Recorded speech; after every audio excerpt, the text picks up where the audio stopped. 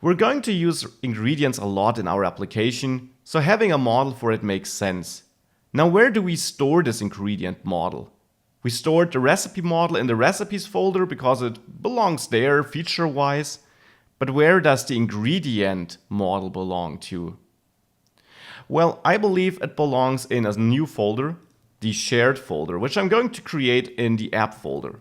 Shared is a fitting name for this folder because it will contain features or elements of our app which are shared across different features, like the ingredient, which we're going to use both in the shopping list and the recipes section.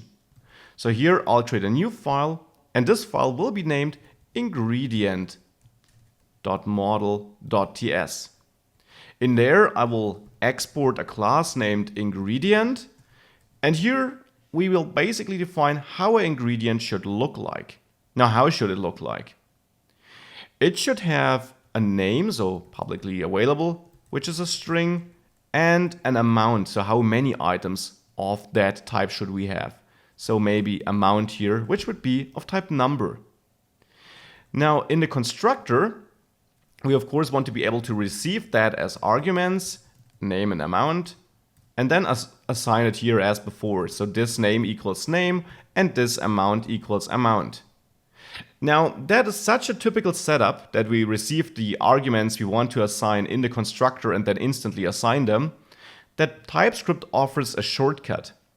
We can get rid of the declaration of our properties up here and get rid of the content in the body of this constructor and simply add an accessor in front of the property name here.